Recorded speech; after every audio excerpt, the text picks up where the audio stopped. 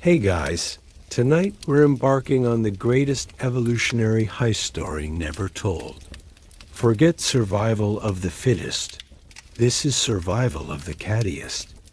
We're diving 30 million years deep into the steamy, bog-infested jungles of Miocene Asia, where the original feline masterminds first emerged. These weren't the pampered furballs of today. They were scrappy, tree-dwelling survivors with attitude, claws like switchblades, and a simple philosophy: adapt or die. So grab your metaphorical bug spray, and let's unravel how these furry revolutionaries went from Asian underdogs to planetary overlords. Picture yourself crouched in what's now northern China, but instead of cities and rice fields, you're suffocating in a tangle of ferns and cycads taller than double-decker buses. The air, thick enough to chew, buzzing with insects the size of your thumb and heavy with the stench of rotting vegetation and something vaguely reptilian you really don't want to investigate. Welcome to the Miocene epic, Earth's identity crisis, where continents crashed like Dodgem cars, mountains erupted like geological acne, and the climate swung between steamy greenhouse and chilly damp, faster than you can say evolutionary pressure cooker. And in this chaos, that's where Pseudalurus, the OG of all cats, first made its move. Don't let the fancy name fool you. Imagine a badger-sized creature with a ferret's stretched body, legs built for scrambling trees, and a face screaming, "I will end you ... probably." Its fur? A mottled brown-green nightmare, blending into dappled shadows like military camouflage, designed by a colorblind artist. This wasn't just another furry thing in a forest full of furry things. This was evolution's perfect predator prototype. Now, let's talk hardware, because Pseudalurus came packing evolutionary weaponry that made other mammals look like they were still using stone tools. First up, retractable claws. While other mammals stumbled around with permanent, blunt-digging tools, this predator had switchblades in its paws. 1 minute safely sheathed, silent and unobtrusive. The next, shink. Out came razor-sharp hooks perfect for scaling trees or disemboweling prey. This wasn't just an upgrade. It was a game-changer. Weapons stayed sharp, movement stayed silent, and prey never saw the kill coming. Then came the teeth. Forget molars for grinding plants.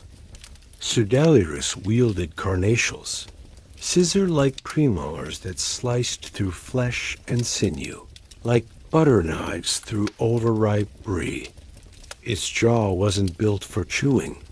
It was built for killing.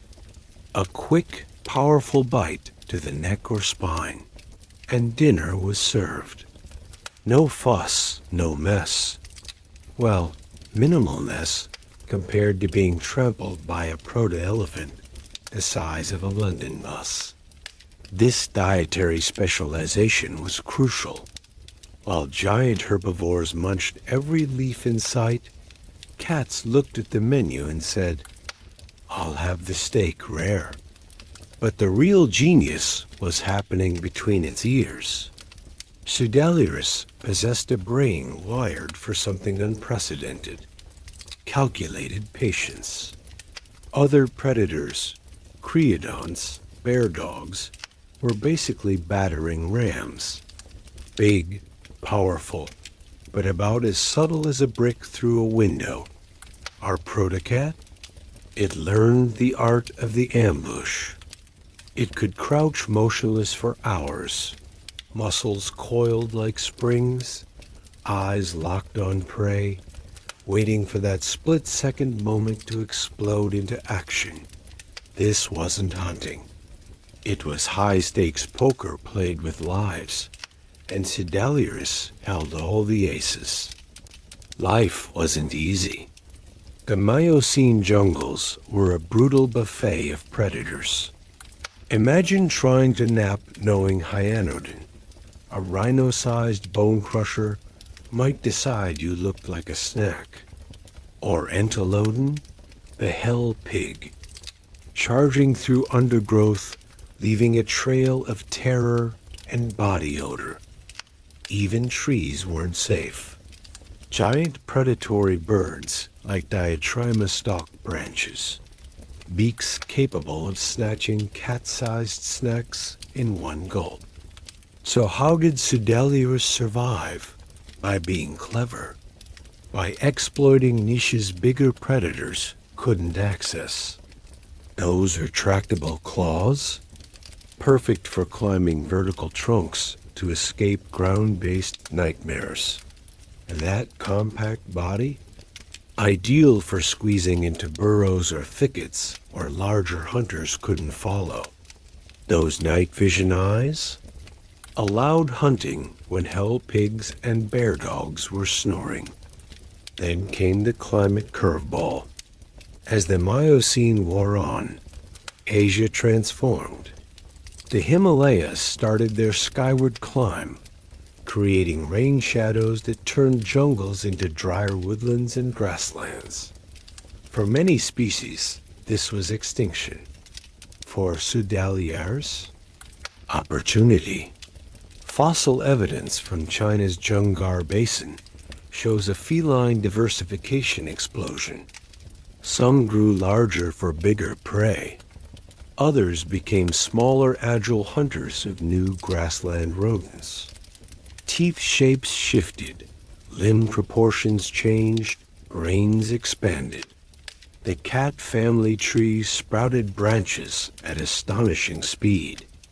By the late Miocene, 10 million years ago, the first true felids emerged. Animals we'd recognize as definitively cat. They'd perfected the blueprint. Flexible spine for explosive speed, carnassials for efficient killing, sensitive whiskers for dark navigation, exceptional night vision, and that quintessential feline independence. They were ready to step out of Asia and begin a journey that would take them across continents, over oceans, and into every habitat on Earth. Next time you watch your domestic cat meticulously grooming or stalking a toy mouse with terrifying concentration, remember this.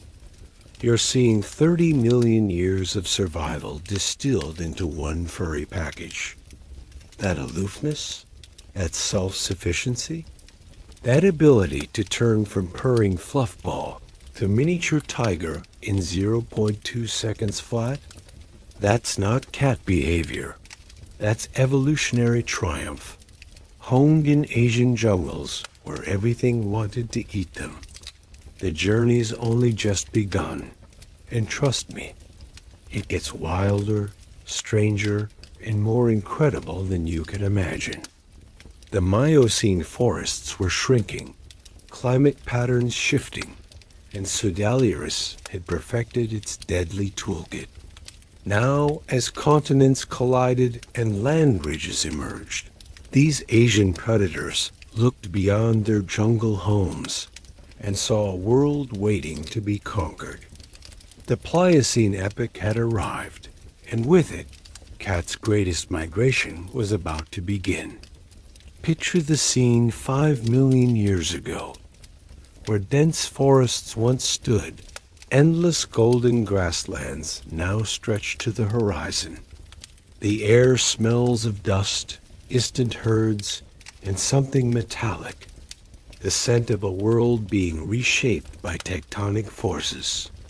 The Himalayas are heaving upward like geological teenagers, creating rain shadows that turn lush areas into deserts. Africa is crashing into Eurasia, like a dodgem car, slamming land masses together and creating bridges where none existed before. And cats? They saw opportunity in every new connection. The Bering Land Bridge became their first highway to the Americas, a frozen expanse connecting Asia to North America that appeared and disappeared with ice ages.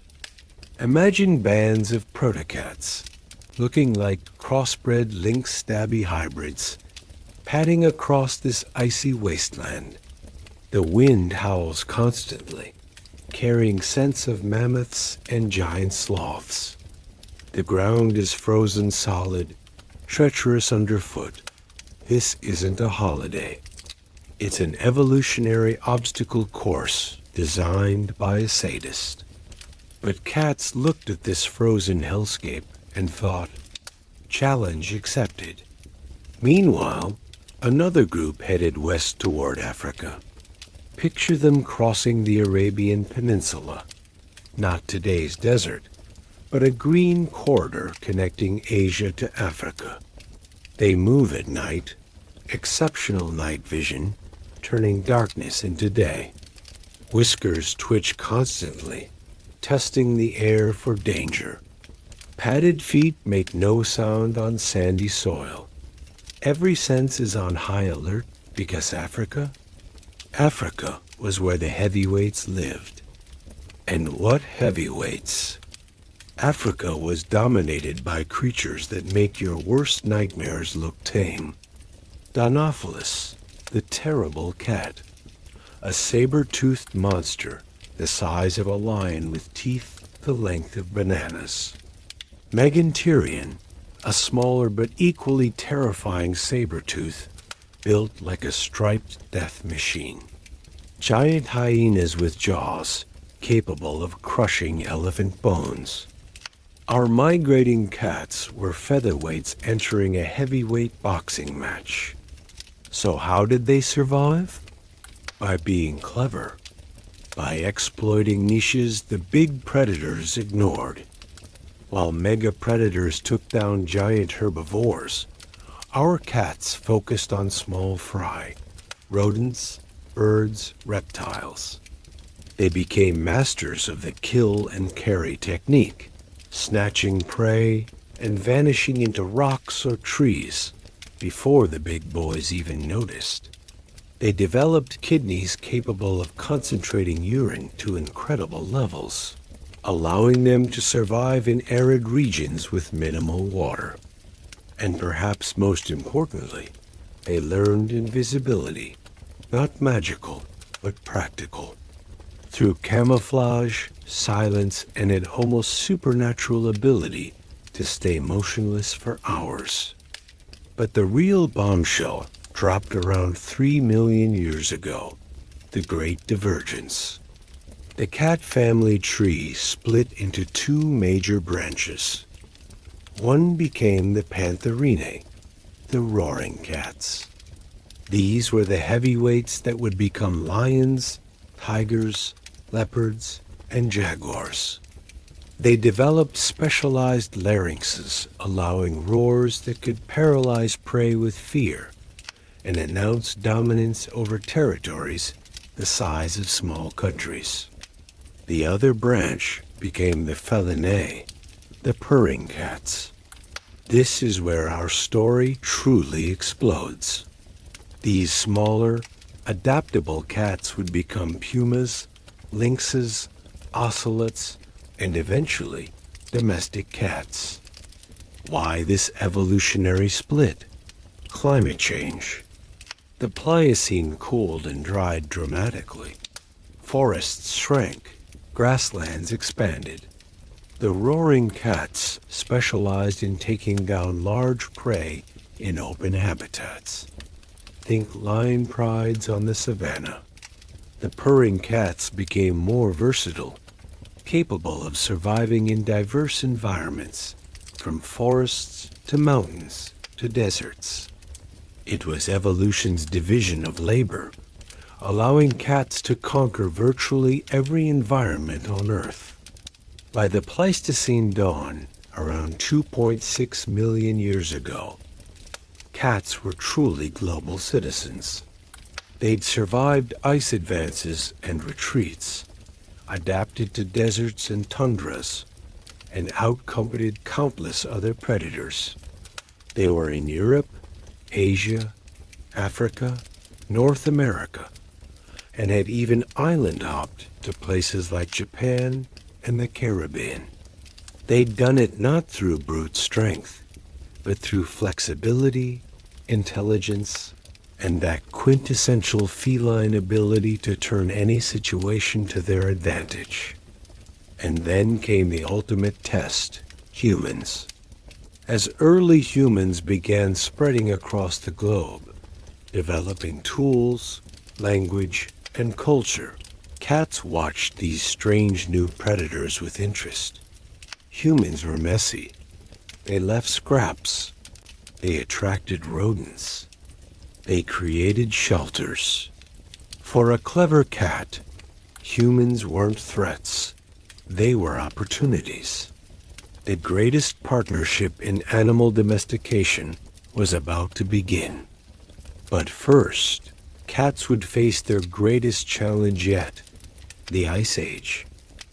A world where glaciers the size of continents scraped across the landscape, temperatures plummeted so low that trees exploded, and the very air seemed to want to kill you. In this frozen hellscape, cats wouldn't just survive, they'd thrive, developing adaptations that would make them masters of the frozen world. The Pleistocene epoch dawned, and Earth decided to throw its ultimate tantrum. Welcome to the Ice Age, where glaciers the size of continents scraped across the landscape, temperatures plummeted so low that trees literally exploded, and the very air seemed to want to kill you. In this frozen hellscape, most animals packed their bags and headed south. But cats? They looked at this icy nightmare and thought, right, challenge accepted. This is where they didn't just survive. They thrived, developing adaptations that would make them masters of the frozen world. Picture yourself standing in what's now southern England 2 million years ago. Instead of rolling green hills and quaint villages, you're staring at a landscape that looks like the surface of Mars after a bad breakup. The ground is frozen solid, covered in permafrost that cracks underfoot like giant fingernails. The wind howls constantly, carrying ice crystals that shred exposed skin like microscopic razors. And the silence?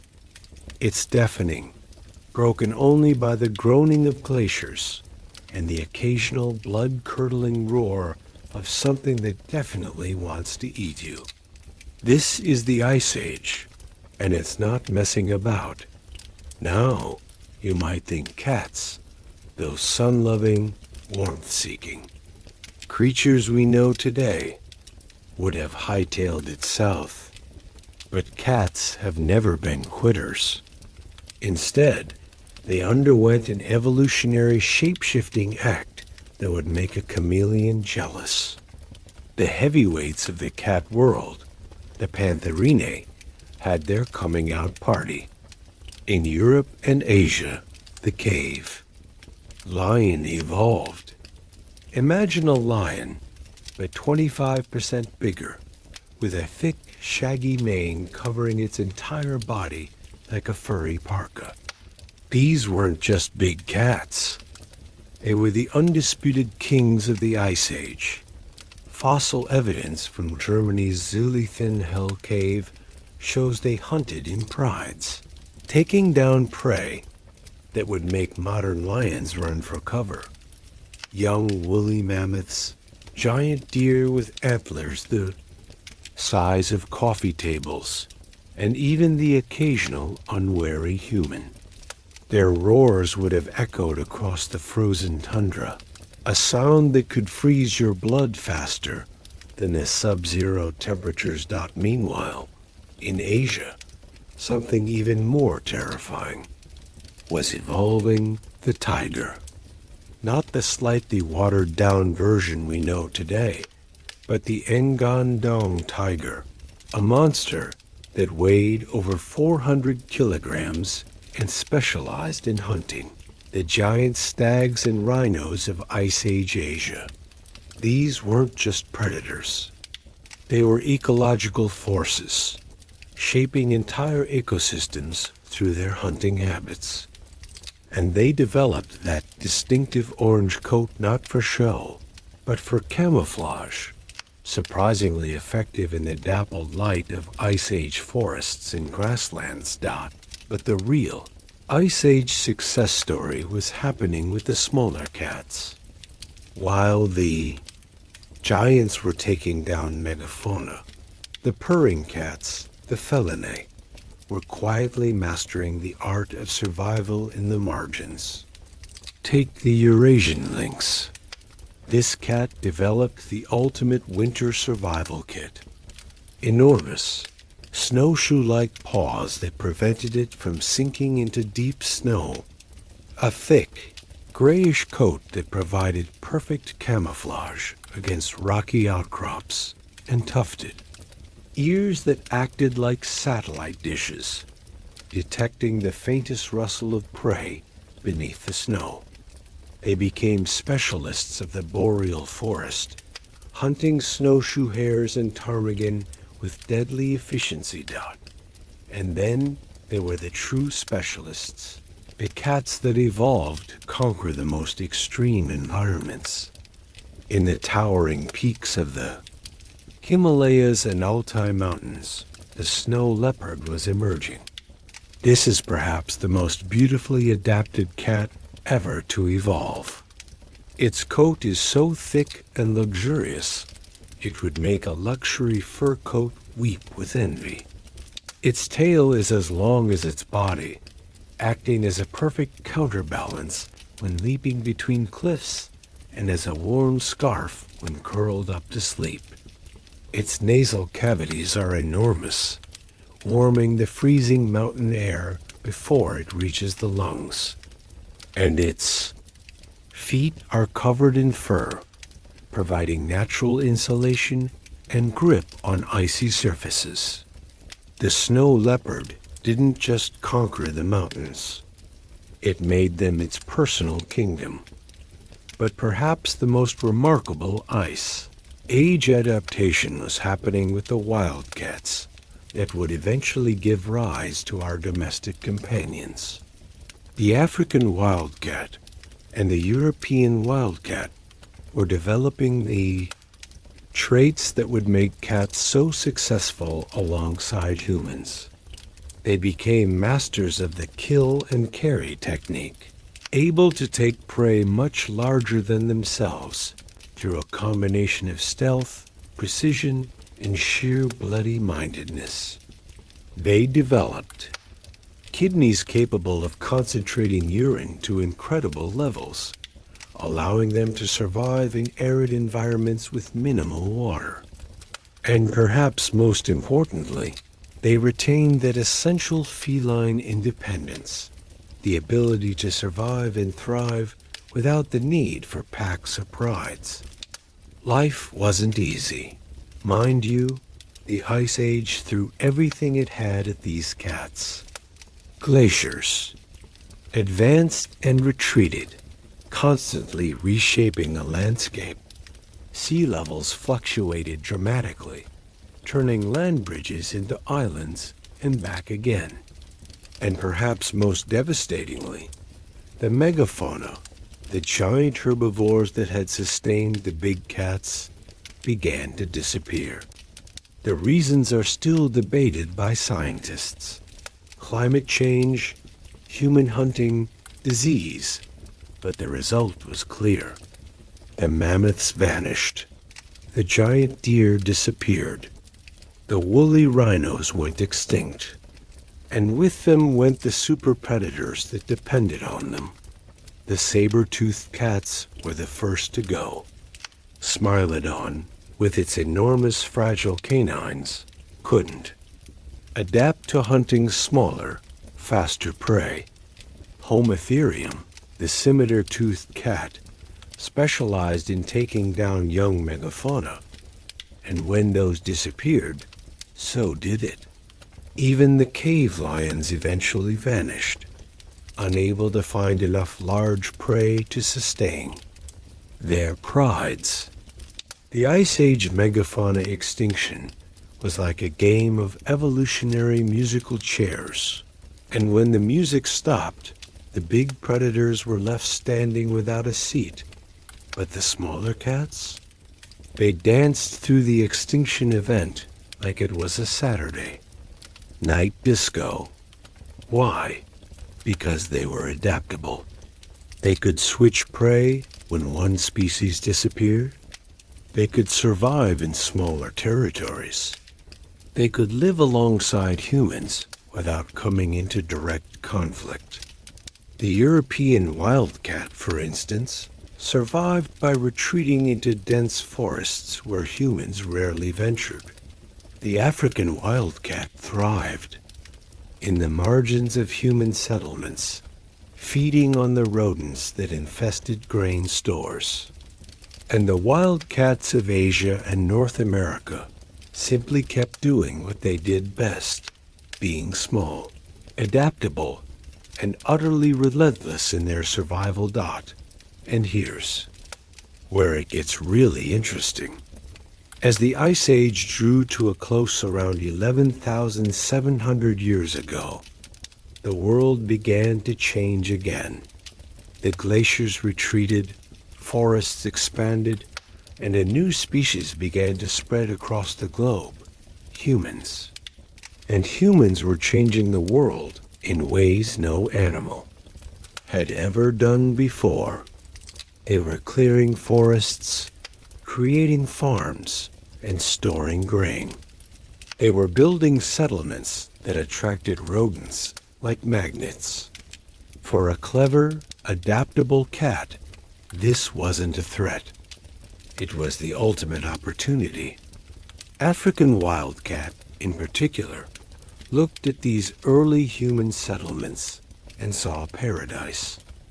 A constant supply of food, protection from larger predators, warmth and shelter. All they had to do was tolerate the occasional human interaction. And so began the greatest partnership in animal domestication, not through human selection, but through feline choice. The cats that were slightly less fearful of humans, slightly more tolerant of their presence, thrived. They began the process that would turn them from wild hunters to domestic companions, from shadows in the forest to purring lap warmers. But that's a story for our next segment. For now, just marvel at what cats achieved during the Ice Age. They survived global climate change, outlasted megafauna extinctions, and adapted to virtually every environment on Earth. They evolved from generalist hunters into specialized masters of frozen mountains, frozen forests, and frozen plains. They developed the traits that would make them so successful alongside humans: independence, adaptability, and that uncanny ability to turn any situation to their advantage. The Ice Age didn't break cats. It forged them into the ultimate survivors. And as the world thawed and humans began to build their civilizations, cats were ready, waiting in the wings, about to pull off their greatest evolutionary trick yet, convincing humans that they were not just useful, but indispensable. The age of domestication was coming, and cats were about to become the most successful species on the planet. Not bad for a bunch of furry survivors from the Asian jungle. As the Ice Age glaciers retreated, a new chapter began. Humans were changing the world in ways no animal had ever done before, clearing forests, planting crops, storing grain. And in this transformation, cats saw opportunity. The African wildcat looked at these early human settlements and saw paradise, constant food, protection from predators, warmth. All it required was tolerating these strange two-legged creatures. And so began the greatest partnership in animal domestication, not through human selection, but through feline choice. Picture yourself in the dust of the Fertile Crescent. 12,000 years ago, the air smells of wood smoke, unwashed bodies, and something vaguely rotting, probably that pile of discarded grain in the corner.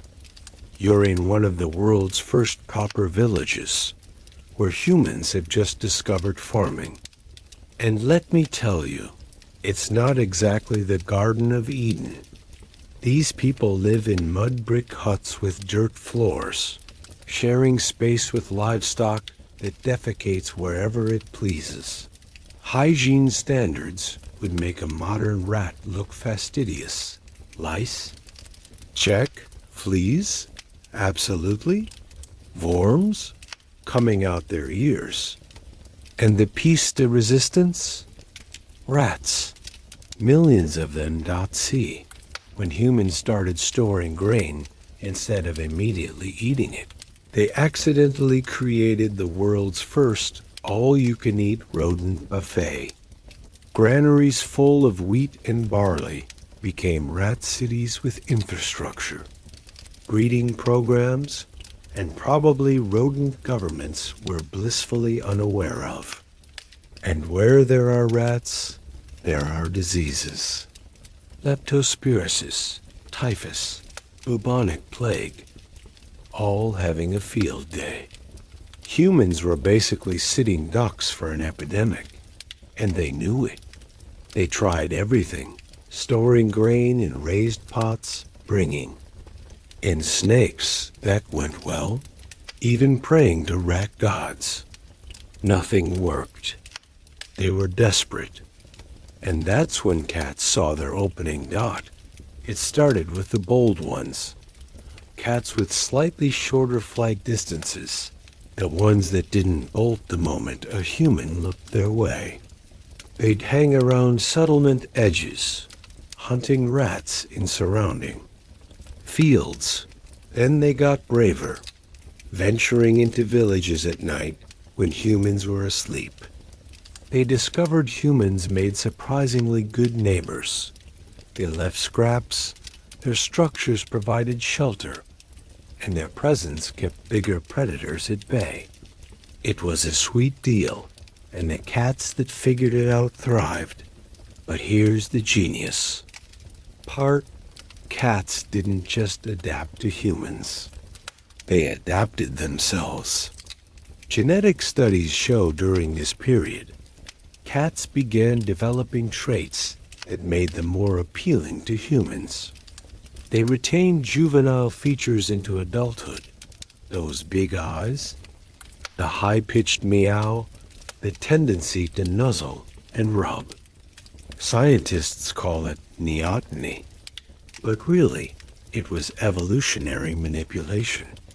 Cats were essentially staying cute kittens forever because humans found it irresistible. They even developed a special solicitation purr, embedded with a frequency, similar to a human baby's cry. It's not accidental. It's biological warfare. Your cat doesn't just purr when it's happy. It purrs when it wants something. And that sound is designed to hack your brain chemistry. The evidence is literally written in stone.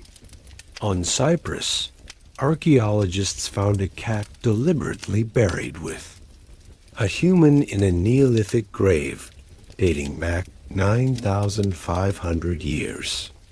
The cat wasn't native to Cyprus. It must have been transported by boat. Think about that.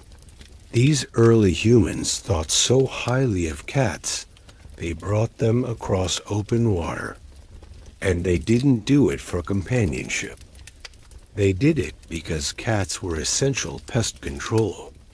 A similar grave in Egypt shows a cat buried with jewelry, indicating its elevated status. These weren't pets, they were partners. Valued, respected. Partners. But the real explosion happened in Egypt around 4,000 years ago. Egyptian society took cat worship to a whole new level. They didn't just value cats, they deified them. The goddess Bastet, originally a lioness deity of war, transformed into a cat-head goddess of home, fertility, and protection. Temples dedicated to Bastet became cat sanctuaries, housing thousands of cats that were fed, cared for, and mummified. Upon death, when a temple cat died, the entire household would shave their eyebrows in mourning. That's how seriously they took it. And the Egyptians weren't just being sentimental. They understood cats' value on a practical level. Egypt was a land of granaries, massive storehouses of grain that were essentially rat heaven. Without cats, these granaries would have been overrun, leading to famine, disease, and economic collapse. Cats weren't just religious icons. They were economic necessities. Killing a cat in ancient Egypt wasn't just a crime. It was treason punishable by death. That's how essential they were to the functioning of society. As Egyptian civilization grew and began trading with neighboring cultures, cats went along for the ride. Phoenician traders, recognizing cats' value as pest controllers, started transporting them on ships. A ship full of grain without cats was a ship full of rat food. With cats, it was a profitable cargo. So cats spread across the Mediterranean, to Greece, to Rome, to Carthage. They weren't just spreading geographically. They were spreading culturally. The Romans took cats to heart. They weren't as religiously devoted as the Egyptians, but they were pragmatic. They understood cats' value in controlling vermin in granaries and homes. Roman mosaics depict cats lounging in domestic settings, and writers like Pliny the Elder wrote about their usefulness. Cats became common fixtures in Roman households across the empire, from Britain to North Africa. And wherever the Romans went, cats went with them. Perhaps the most remarkable thing about this period is that cats largely domesticated themselves. Unlike dogs, which were actively bred by humans for specific traits, cats chose to live alongside humans. They adapted to human environments, developed traits humans found appealing, and essentially inserted themselves into human society without being asked. It's the ultimate evolutionary hustle. Cats looked at human civilization and said, "Yes, this will do nicely," and proceeded to make themselves indispensable. And they did it without losing their essential wildness. Even today, domestic cats retain 95.6% of their genetic makeup from their wild ancestors. They haven't been fundamentally changed by domestication. They've just learned how to work the system. They can still hunt, still survive in the wild, still take care of themselves. But they've also learned how to manipulate humans into providing food, shelter, and affection. It's the best of both worlds, and cats have perfected it. as the ancient world gave way to the medieval period, cats were firmly established as human companions. But their journey was far from over. The Middle Ages would bring new challenges: religious persecution, superstition, and periods when cats were seen as agents of evil rather than protectors. Yet through it all, cats would endure their survival. Instincts honed by millions of years of evolution, their ability to adapt unmatched in the animal kingdom. The accidental empire they'd built was just getting started, and they were about to spread across the globe in ways even their wild ancestors couldn't have imagined. The age of exploration was coming, and cats would be there every step of the way, stowaways on the ships that would reshape the world.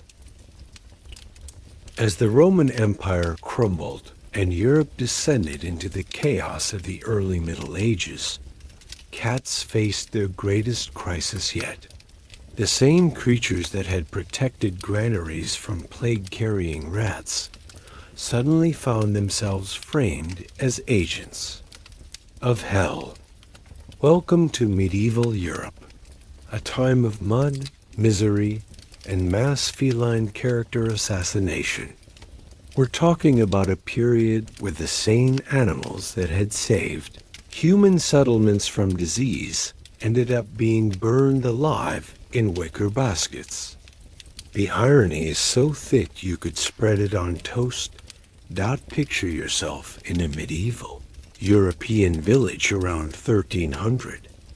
The air smells of damp earth, wood smoke, and something distinctly fecal, probably because the open sewer running down your street is currently hosting a family of rats having a lovely time.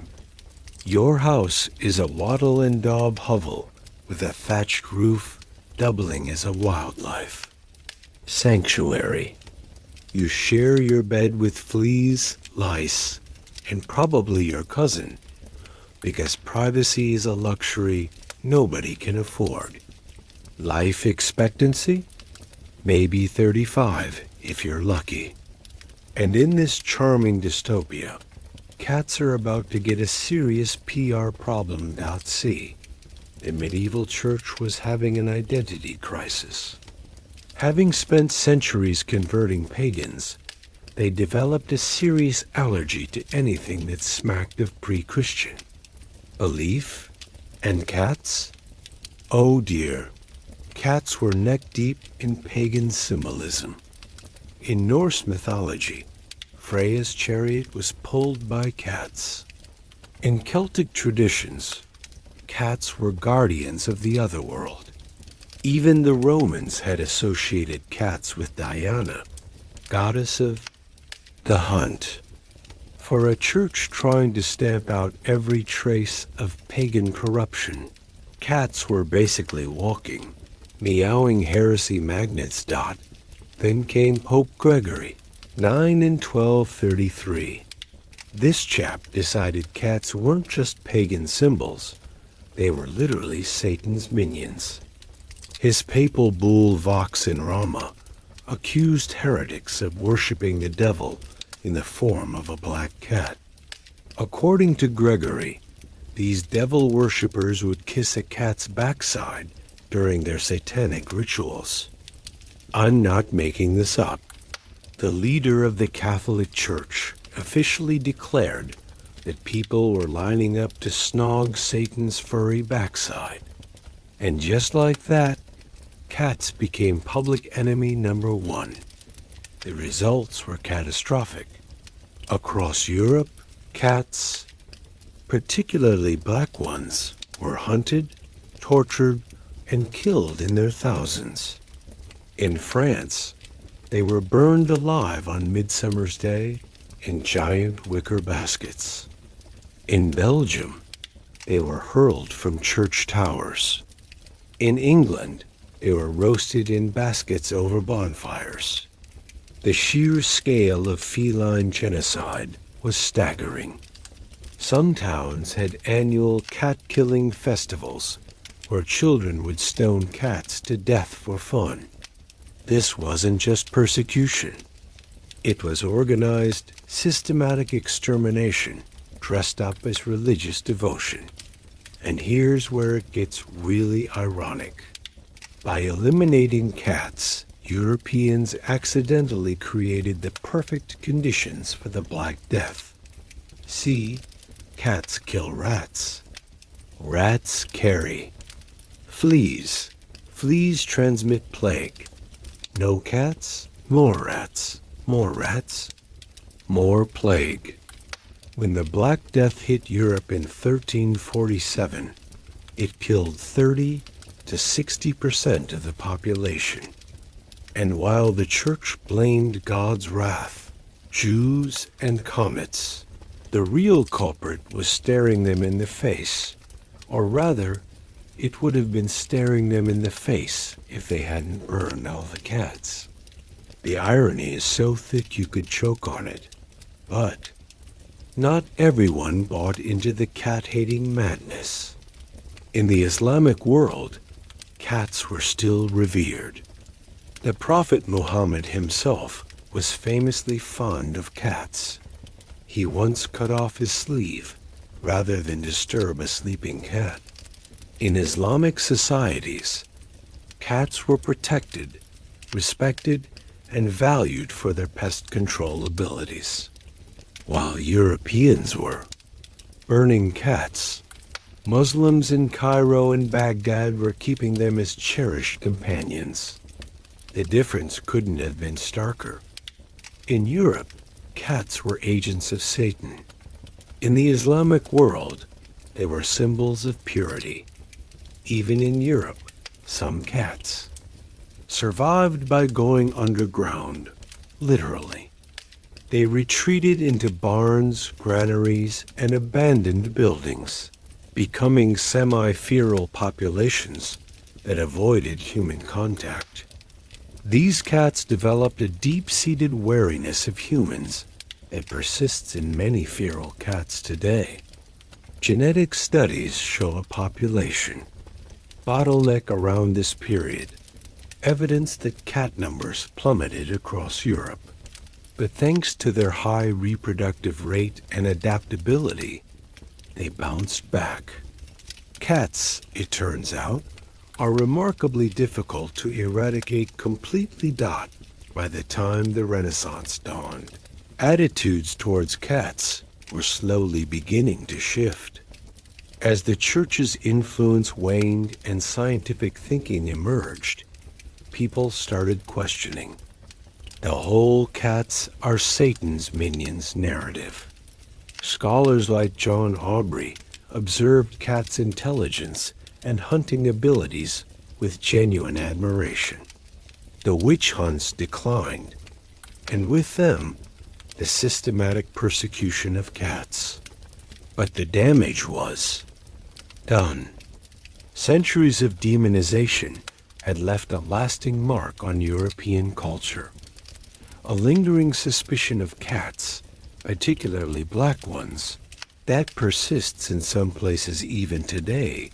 Yet through it all, cats endured. They survived religious persecution, plague, and human stupidity. They adapted, they hid, they reproduced, and they waited. And when the age of exploration dawned, they were ready to stow away on ships that would carry them across oceans to new continents. The medieval period had been a dark chapter in feline history, but it hadn't broken them. If anything, it had made them stronger, more resilient, and more determined than ever to prove that no matter what humans threw at them, cats would always land on their feet, preferably somewhere warm, with a steady supply of rodents and gullible humans to manipulate.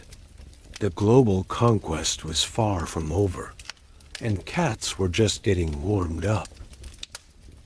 As the medieval shadows lifted, a new age dawned, the age of exploration. While humans were busy discovering continents that had been there all along, cats were pulling off the greatest invasion in natural history. They weren't conquering lands with swords or guns. They were doing it with whiskers, claws, and an uncanny ability to stow away on ships.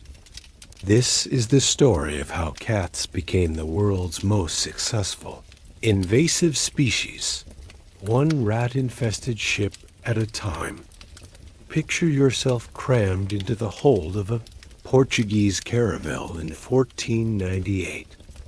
The air smells of tar, salt, and something distinctly biological. Probably that barrel of weevil-infested biscuits in the corner. The ship groans like a dying man with every wave, and darkness so complete you can feel it pressing against your skin. And the noise? Dear God, the noise. Rats, thousands of them, scratching, squealing, gnawing through the ship's timbers like furry little chainsaws. They're eating the ropes, the food stores, even the sailors' earlobes while they sleep. This isn't just a voyage. It's a floating rodent apocalypse, and everyone knows it. Then comes the solution. Not a clever human invention, not a technological breakthrough, but cats. Specifically, 3 of them. A ginger tom with one ear, a scrappy-tabby queen, and a half-grown kitten with eyes like polished obsidian. These aren't pets. They're crew members. Vital, essential crew members.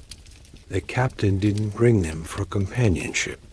He brought them because without them, this ship would be rat food before it reached India.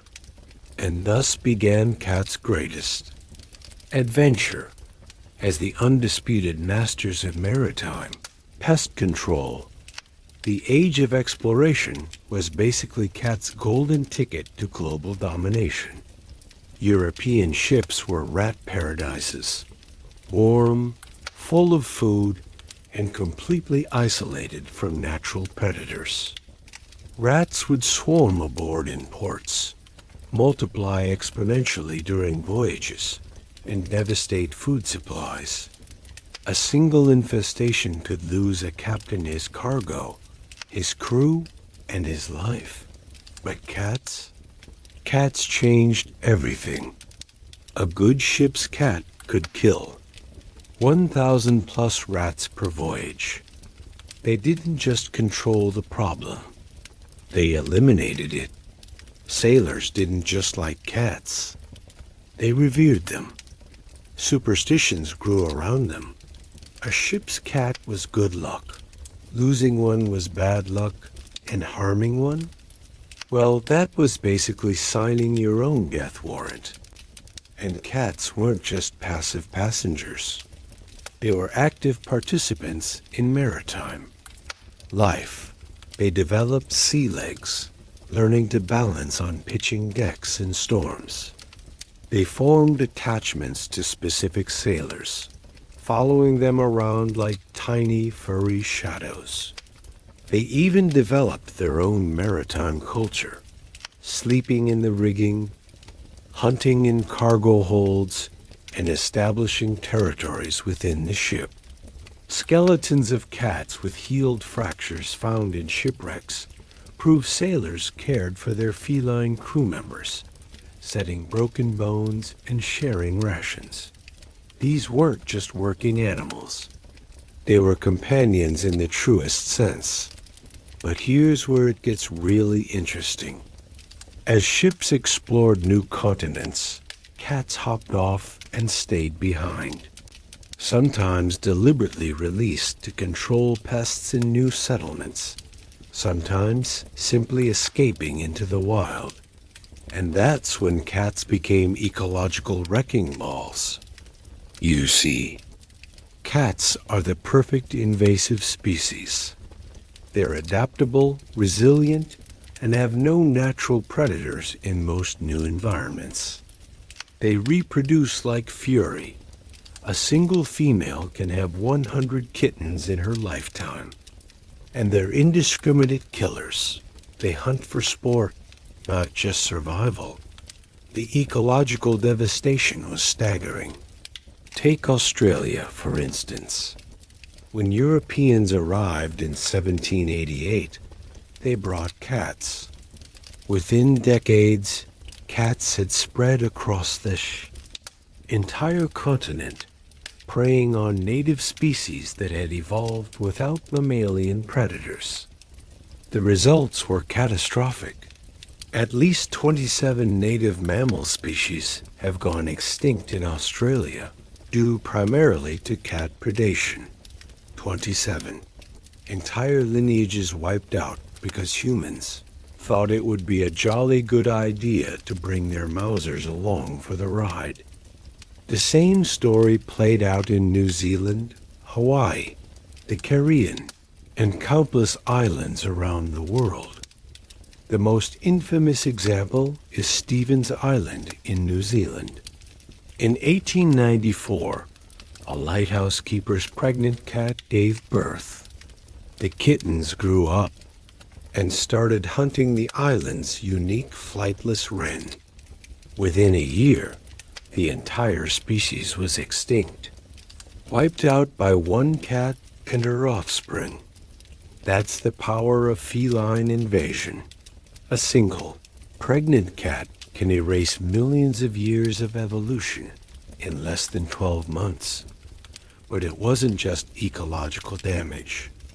Cats changed human history too. In the Americas, cats arrived with Spanish conquistadors. While the humans were busy conquering empires, the cats were conquering local ecosystems. They spread diseases like toxoplasmosis, which can cause miscarriages in humans and birth defects in livestock. They disrupted indigenous agricultural systems by killing beneficial species. And they altered the course of wars. Napoleon reportedly lost thousands of troops to typhus, a disease spread by rats that cats could have controlled if his armies had bothered to bring them cultural attitudes towards cats varied dramatically around the world. In Europe, they were valued workers. In Islamic societies, they were respected companions. But in many indigenous cultures, cats were seen as alien invaders, symbols of European colonialism. In Australia, Aboriginal peoples watched in horror as cats destroyed the delicate balance of ecosystems they had managed for millennia. The cat wasn't just an animal. It was an agent of cultural and ecological imperialism. The scientific evidence for this global feline takeover is written in DNA. Modern genetic studies show that domestic cats spread along European trade routes, with distinct populations establishing in different regions. Cats in the Americas descend primarily from European stock, while cats in Asia show more genetic diversity due to longer local histories. The timing of these expansions matches perfectly with human exploration patterns. Cats didn't spread organically. They hitched rides on human expansion. By the 19th century, cats were truly global citizens. They lived on every continent except Antarctica, in every climate from Arctic tundra to tropical rainforest. They'd adapted to countless environments, developed new hunting strategies, and established themselves as one of the world's most successful mammals. And they'd done it not through force or intelligence, but through sheer, bloody-minded adaptability. Cats looked at human civilization and saw opportunity to spread, to conquer, to dominate. But this global empire came at a cost. The same traits that made cats such successful invaders, their hunting prowess, their reproductive rate, their adaptability, made them devastating to native wildlife.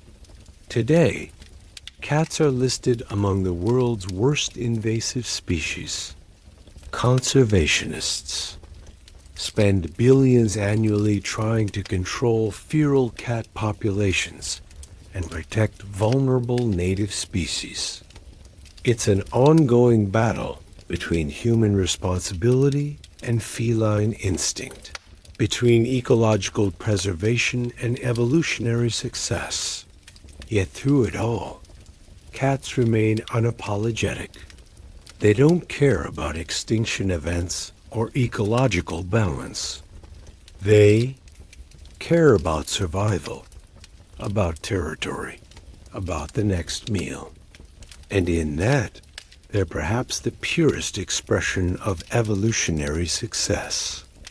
They've conquered the world not through cooperation or compassion, but through the ruthless efficiency of a predator that has perfected the art of survival. As the Victorian age dawned and humans began to industrialize, cats would find new roles, new challenges, and new ways to manipulate their human companions. But that's a story for next time. For now, just marvel at how these creatures from Asian jungles became masters of oceans, continents, and ecosystems worldwide. The age of exploration wasn't just a human achievement, it was a feline triumph. As the smoke of industrial revolution choked British cities, cats underwent their most dramatic transformation yet. Forget survival of the fittest. This was survival of the fluffest. Welcome to Victorian Britain, where cats went from working class vermin catchers to middle-class status symbols with their own furniture, fan clubs, and basically invented the concept of being cat people. This is the story of how cats pulled off the greatest PR stunt in natural history, convincing humans that looking cute was more profitable than catching mice. Picture yourself in a smog-choked London street around 1850. The air tastes of coal, dust, and desperation, thick enough to chew. Your boots sink into horse manure with every step, and the only thing louder than factory whistles is the collective coughing of the entire population. This is the height of the Industrial Revolution. And it's not exactly a picnic, but for cats, this is opportunity knocking with paws. Victorian cities were rodent paradises, warm, full of food waste, and completely isolated from natural predators. Rats were basically four-legged plague delivery systems, and factory owners, shopkeepers, and households all needed cats. Not as pets, as essential, disposable workers. A good factory cat could save a business thousands in spoiled goods. A shop cat could protect a fortune in fabrics from being nibbled to rags. Cats weren't just useful, they were economic necessities. But something strange started happening as the middle class grew. People with disposable income began looking at cats and seeing ... companionship, status symbols, little furry accessories to their comfortable lives. And thus began the great Victorian cat rebranding. The turning point came in 1871, when Harrison Weir, artist, naturalist, and apparently the world's first cat influencer, organized the first proper cat show at London's Crystal Palace. Picture this: hundreds of cats, all groomed within an inch of their lives, displayed like furry works of art. Weir wasn't just showing cats. He was creating a spectacle. People came in their thousands to gawk at Siamese cats with striking blue eyes, Persians with faces like squashed cushions, and British Shorthairs that looked like they'd been carved from granite. It was bizarre, brilliant, and kicked off the cat fancy movement that would transform feline dom forever. Suddenly, having a cat wasn't just about pest control. It was about taste, about refinement, about showing the world you were sophisticated, enough to appreciate the finer points of feline aesthetics. Cat breeding became big business. People started developing breeds for appearance rather than function. The Persian, with its luxurious coat and perpetually grumpy expression, became the ultimate status symbol. The Siamese, imported from Siam, became the exotic choice for those wanting to show how worldly they were. Even the humble Lagi got a makeover, with improved strains developed for specific colors and patterns. The working-class barn cat and the middle-class house cat began evolving into completely different creatures. But here's where it gets really weird. Victorian Britain developed a full-blown cat cult. Cat magazines sprang up with names like the Cat Fancy and Our Cats. Cat societies formed, setting breed standards and organizing shows.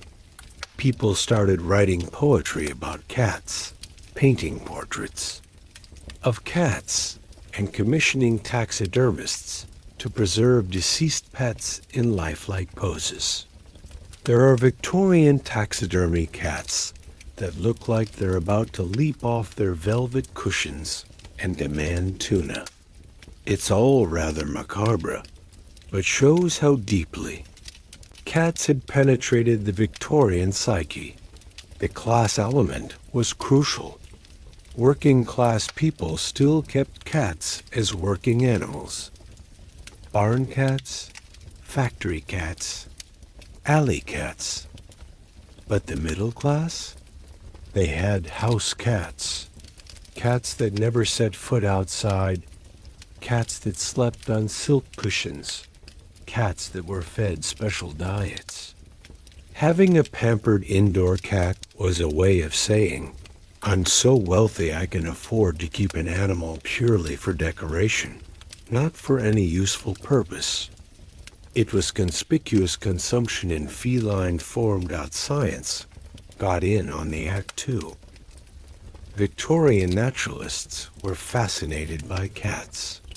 Charles Darwin wrote about them in The Expression of the Emotions in Man and Animals, analyzing their purring and arching. Backs. Physiologists conducted gruesome experiments on cats to study nerve function. Cats became subjects of scientific inquiry, their bodies dissected to understand the secrets of mammalian biology. It wasn't always pretty, but showed how central cats had become to Victorian intellectual life. Literature and art reflected this obsession. Lewis Carroll gave us the enigmatic Cheshire Cat, whose grin transcended physical form. Christina Rossetti wrote poems celebrating feline independence. Painters like Walter Sickert depicted cats in domestic scenes, symbols of bourgeois comfort. Cats weren't just animals anymore. They were cultural icons, metaphors, muses. Even the morality police got involved. A person's attitude towards cats was seen as indicative of their character. Kindness to cats was associated with refinement and compassion. Cruelty to cats was seen as the mark of a brute. The RSPCA founded in 1824, used cats in their campaigns, arguing that how a society treated its animals reflected its moral worth. Cats had become not just pets, but moral yardsticks. But this transformation came with costs. Selective breeding, for appearance, led to health problems. Persians with their squashed faces suffer from respiratory issues. Siamese with their wedge-shaped heads are prone to dental problems. The pursuit of aesthetic perfection often came at the expense of animal welfare, and as cats became more pampered, they lost some of the survival skills that had made them such successful species. The Victorian rebranding didn't change what cats fundamentally were. It just changed how humans perceived them. By the end of the Victorian era, cats had completed their transformation. They were no longer just working animals or semi-feral pests. They were companions, status symbols, cultural icons. They lived in middle-class homes, slept on expensive cushions, and were pampered like furry royalty. The same creatures that had been burned as witches, familiars a few centuries earlier, were now being painted by famous artists and written about by celebrated authors. Yet through it all, cats retained their essential wildness. Even the most pampered Persian can still hunt, still stalk, still display the predatory instincts of its wild ancestors.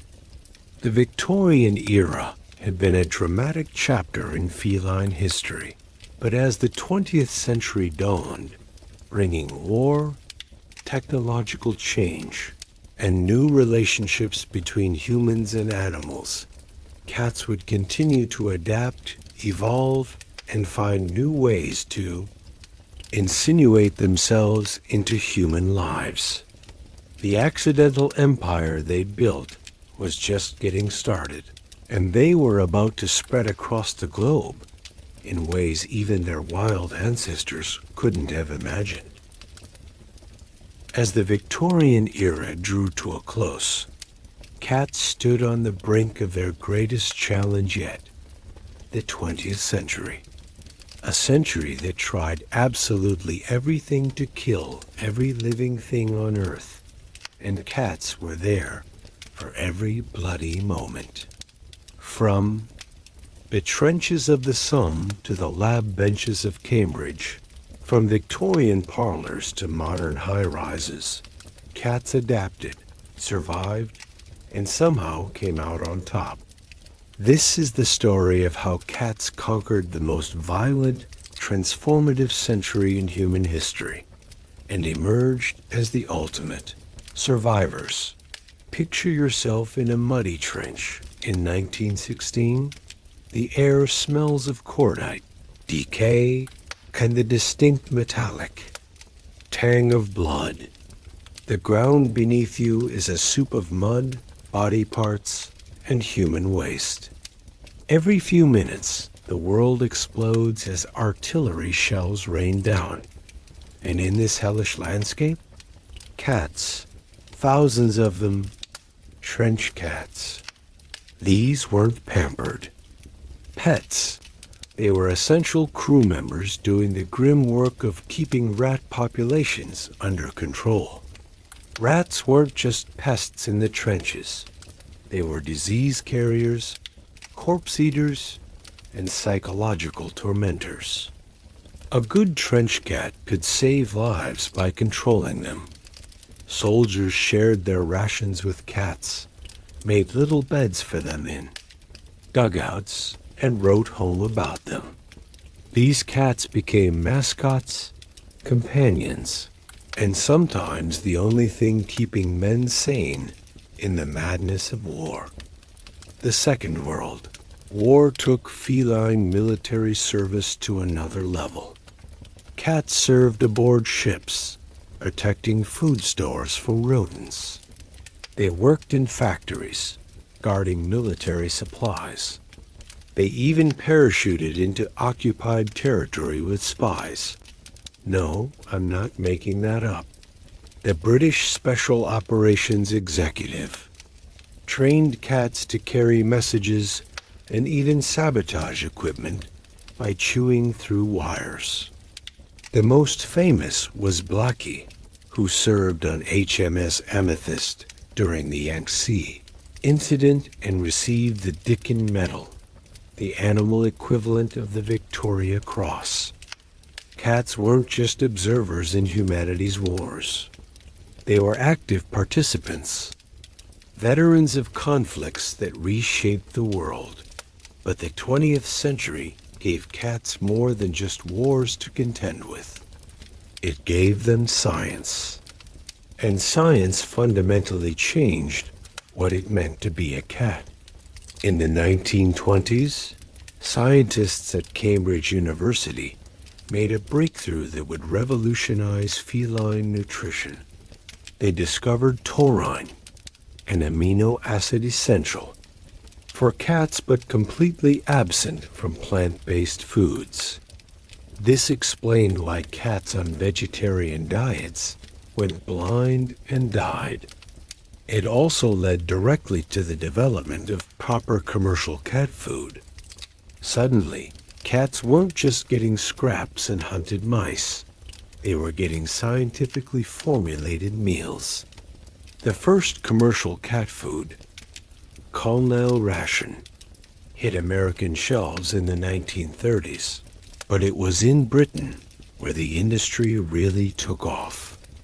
Brands like Whiskas and Felix transformed cat ownership, making it possible to keep cats indoors without worrying about their nutritional needs. The mid-century saw another revolution: veterinary medicine, antibiotics, vaccines, and surgical. Techniques developed for humans were adapted for cats. Feline distemper, once a killer that wiped out entire litters, became preventable. Parasites that had plagued cats for millennia became controllable. Lifespans doubled. A cat born in 1900 might live to 8 if it was lucky. A cat born in 2000 could easily see 18. This wasn't just medical progress. It was a fundamental transformation of the cat-human relationship. Cats were no longer disposable working animals. They were long-term companions, family members who might be around for decades. Urbanization changed cats too. As cities grew and suburbs sprawled, outdoor life became increasingly dangerous for cats. Traffic, other predators, and cruel humans made the streets hazardous. The concept of the indoor cat emerged. At first, it seemed unnatural cats had always roamed freely. But as the century progressed, keeping cats indoors became not just acceptable, but advisable. Cats adapted to this confined life, developing new behaviors, new ways of exercising, and new relationships with their human companions. The indoor cat became a distinct evolutionary subtype, a creature adapted not to forests or grasslands, but to living rooms and high-rise flats. Science didn't just change cats' bodies, it changed our understanding of their minds. In the 1960s, researchers like Paul Leyhausen began studying feline behavior in earnest. They discovered that cats weren't just instinct-driven machines. They had complex social lives, sophisticated communication systems, and even something resembling emotions. The idea of the aloof, independent cat began to give way to a more nuanced understanding. Cats formed attachments to humans, experienced separation anxiety, and had distinct personalities. This research transformed how people related to cats, paving the way for the modern concept of the cat person, someone who understood feline behavior and appreciated cats on their own terms. The late 20th century saw cats conquer a new frontier, popular culture. In the 1970s, T.S. Eliot's Old Possum's Book of Practical Cats became the basis for Andrew Lloyd Webber's musical Cats, which became a global phenomenon. Suddenly, cats were cultural superstars. They appeared in films, books, and advertising. The crazy cat lady stereotype emerged, sometimes affectionate, sometimes mocking, but always recognizing the special place cats held in human society. Cats weren't just pets anymore. They were cultural icons, memes before the internet even existed. But this century of progress came with dark sides. The same scientific advances that improved cats' lives also enabled selective breeding to extremes. Persians with faces so flat they can barely breathe.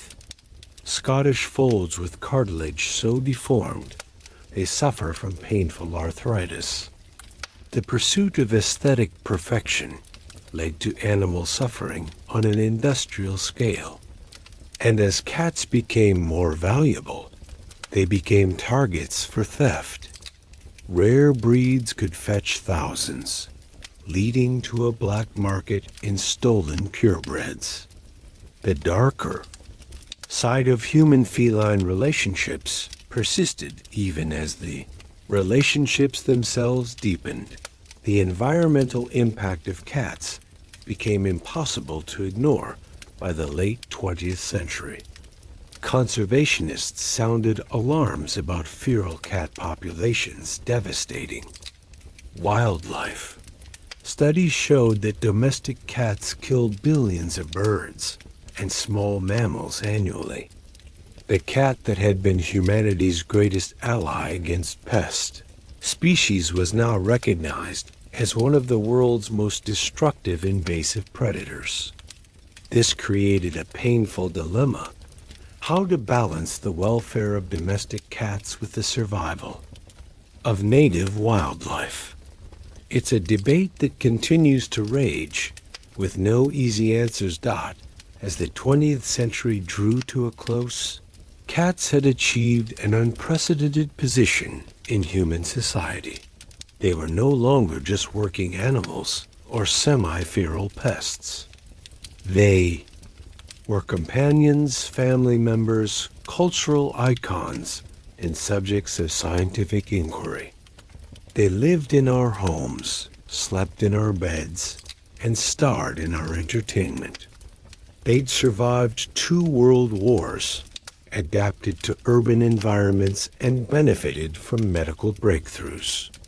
They'd conquered the world not through force, but through their unique ability to adapt to whatever humans threw at them, from trenches to laboratories, from barns to bedrooms. And as the 21st century dawned, cats were poised for their greatest triumph yet, the digital realm.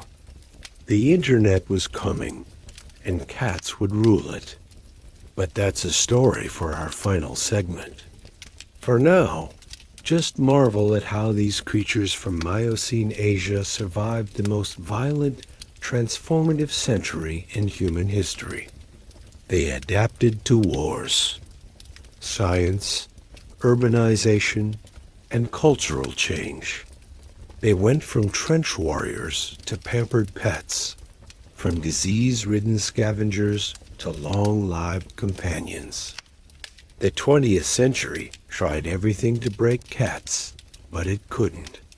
These furry little survivors just kept adapting, kept evolving, and kept finding new ways to wrap humans around their little paws.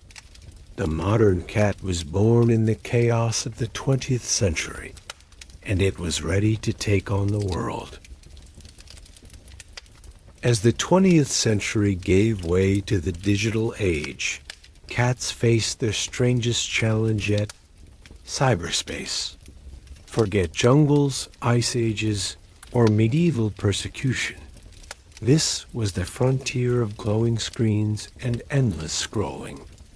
And cats?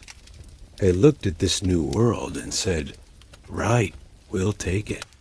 This is the story of how cats went from physical companions to digital overlords, becoming the undisputed rulers of the internet, and proving that even in the virtual realm, evolution finds a way.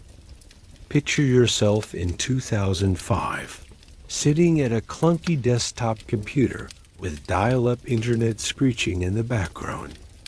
The air smells of takeaway pizza and existential dread.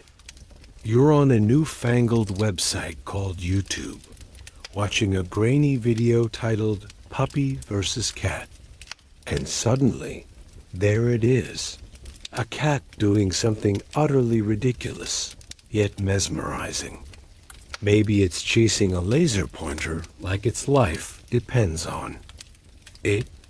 Maybe it's falling off a sofa with spectacular gracelessness.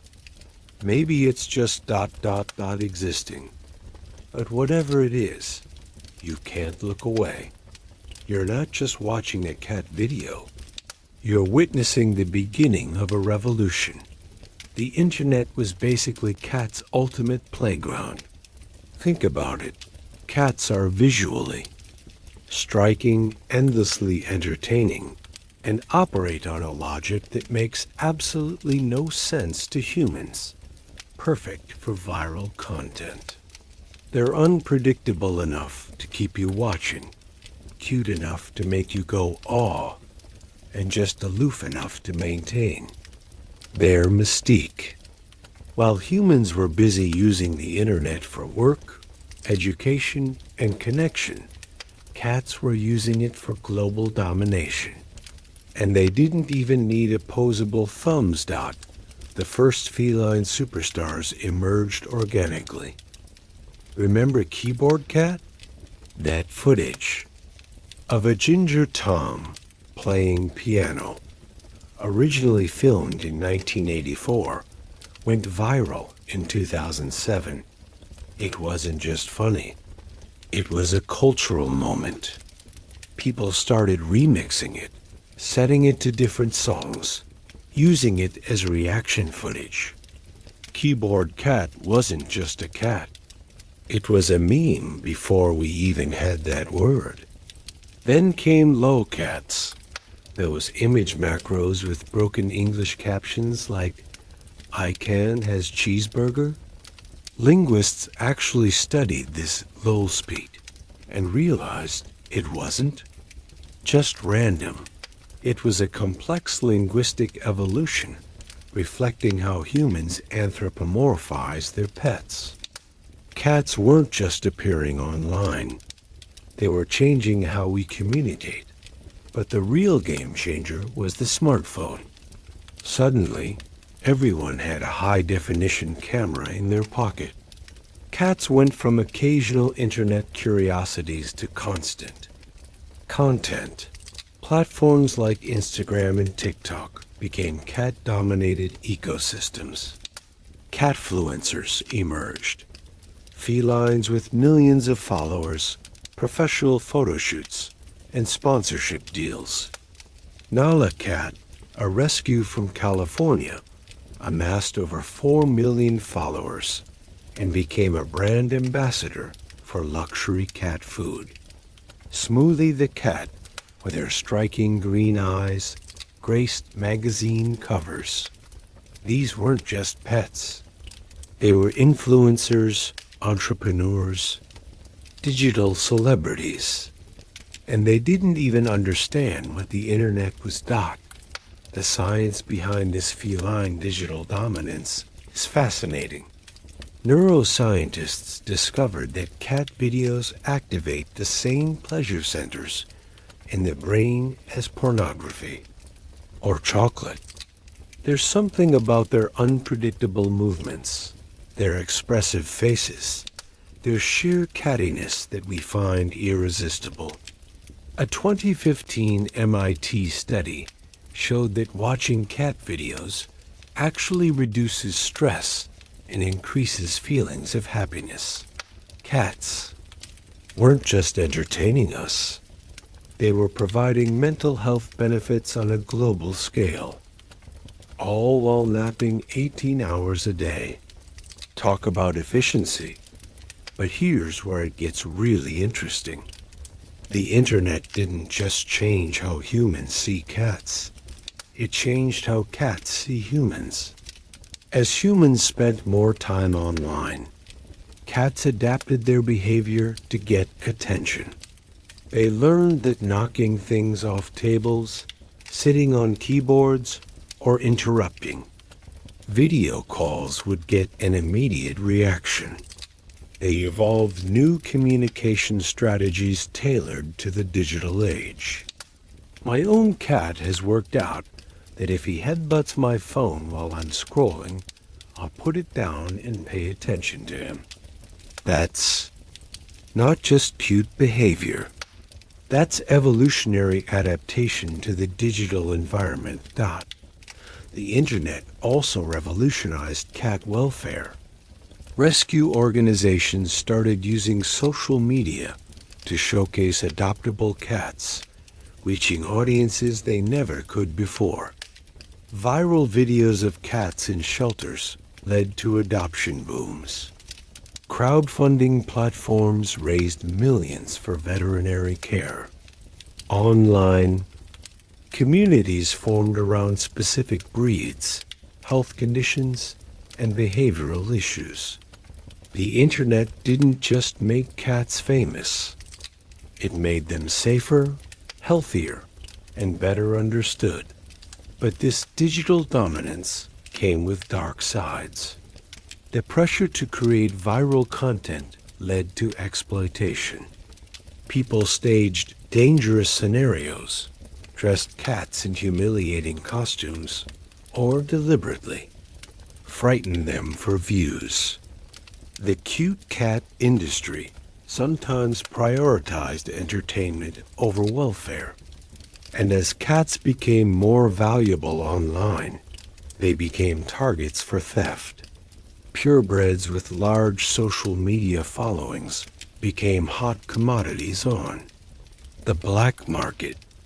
The same internet that celebrated cats also created new ways to exploit them. Perhaps the most remarkable thing about cats. Digital conquest is how they did it without understanding it. Dogs have been trained for specific roles. Guide dogs, police dogs, therapy dogs. Cats, they conquered the internet by just being cats. Their natural behaviors, hunting, playing, sleeping, looking judgmental, turned out to be perfectly suited for viral content. They didn't adapt to the digital age. The digital age adapted to them. We built platforms, algorithms, and entire business models around the simple fact that humans cannot resist watching cats do cat things. By the 2020s, cats weren't just internet famous. They were internet infrastructure. Memes, currencies, even entire subcultures revolved around them. The cat tax became an accepted part of online communities. You had to post a cat picture before participating in discussions. Cryptocurrencies named after cats surged in value. Cats weren't just using the internet. They were woven into its very fabric. And they did it all while maintaining the same essential wildness they'd carried since Miocene times. The same predatory instincts that made Pseudalurus successful now made cats successful on TikTok. The same adaptability that let them survive ice ages Now let them thrive in the digital ecosystem. As we approach the present day, cats stand at an unprecedented pinnacle. They're simultaneously physical companions in our homes and digital emperors in our phones. They've conquered every environment Earth has thrown at them. Jungles, ice ages, cities, wars, and now cyberspace. They've done it not through force or intelligence, but through that peculiarly feline combination of adaptability, independence, and sheer bloody-mindedness. The journey from Asian forests to global domination is complete, but the story isn't over. As climate change, habitat loss, and technological evolution present new challenges, cats will face them as they always have, with resilience, adaptability, and that uncanny ability to land on their feet, whether literally or metaphorically. In our final segment, we'll look at what the future holds for these remarkable creatures who have conquered our world and our hearts. We've journeyed 30 million years, from Miocene jungles to digital screens, and now we stand at a crossroads. Cats have conquered every environment Earth has thrown at them, survived every challenge humanity has created, and even dominated the digital realm. But their story isn't over. As climate change reshapes our planet and technology evolves at dizzying speed, cats face new frontiers. This is the final chapter. Not an ending, but a pause in an ongoing evolutionary saga that will continue long. After we're gone, picture yourself in the year 2050. The air smells different, cleaner in some places, thick with wildfire smoke in others. The climate has shifted in ways scientists predicted, but governments failed to prevent. And in this changing world, cats are adapting in ways we're only beginning to understand. In cities that have become urban heat islands, cats with lighter colored coats are thriving, reflecting more sunlight and staying cooler. In regions plagued by new diseases, cats with enhanced immune systems are passing on their genes. Evolution hasn't stopped. It's just moved indoors and online. The greatest challenge facing cats today is one they didn't create, but are caught in the middle of: the climate crisis. As temperatures rise and weather patterns become more extreme, cats are showing remarkable adaptability. Urban cats are developing smaller bodies to dissipate heat more efficiently. Their hunting patterns are shifting as prey species migrate or decline. Some cats are becoming more nocturnal to avoid daytime heat. Others are expanding their territories into new environments as ecosystems change. They're not just surviving climate change. They're evolving in real time before our eyes. But climate change isn't the only challenge. The same technology that made cats' internet famous is now changing how they live. Smart homes with automated feeders, laser toys, and climate-controlled environments are creating new evolutionary pressures. Cats that can manipulate touchscreens, get more attention, and therefore more resources. Cats that are more tolerant of wearable tech like GPS trackers or health monitors receive better care. We're inadvertently selecting for tech-savvy cats, creating a new subspecies of digital-age felines that would be unrecognizable to their Miocene ancestors. The ethical questions surrounding cats have never been more complex. On one hand, We've never loved cats more. They're family members, emotional support animals, even therapy assistants. On the other hand, we've never been more aware of their environmental impact. The conservation movement that once celebrated cats now views them as ecological threats in many parts of the world. In places like Australia and New Zealand, the debate rages. Do we protect native wildlife by controlling cat populations? Or do we honor the bond between humans and cats? There are no easy answers, only difficult choices that reflect our complicated relationship with the natural world. Genetic engineering presents even more profound questions. Scientists can now edit cat genes to eliminate hereditary diseases, enhance their immune systems, or even alter their appearance. We could create cats that never suffer from hip dysplasia, that are resistant to feline leukemia, that glow in the dark for our amusement. But should we? Every time we reshape a cat to suit our preferences, we move further from the wild creatures that first chose to live alongside humans. We risk creating animals that are more product than partner, more accessory than companion. The line between stewardship and playing God has never been thinner. Space represents the final frontier for cats, literally.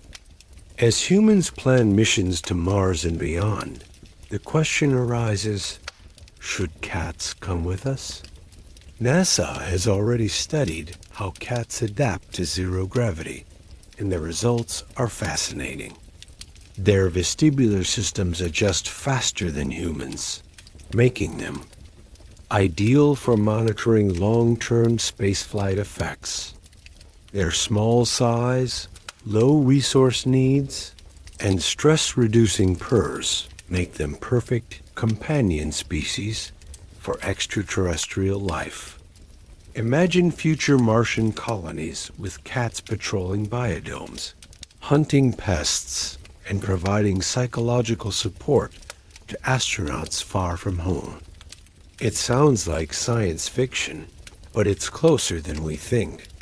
Perhaps the most remarkable thing about cats' future is how it mirrors their past. Just as they first chose to live alongside humans in Neolithic villages, they're now choosing to adapt to our digital, technological, and eventually spacefaring civilization. They're not being dragged into the future kicking and screaming. They're evolving into it, finding new niches, new ways to thrive alongside the species they've been intertwined with for millennia. The same adaptability that let them survive ice ages and adapt to cities is now letting them navigate climate change and genetic engineering. As we look ahead, one thing is certain: cats will outlive many of our institutions. They've survived mass extinctions, climate shifts, and human persecution. They'll likely survive whatever challenges we throw at them in the coming centuries. Long after our smartphones are museum pieces and our cities have crumbled to dust, cats will still be here, hunting, purring, and adapting to whatever world they inherit.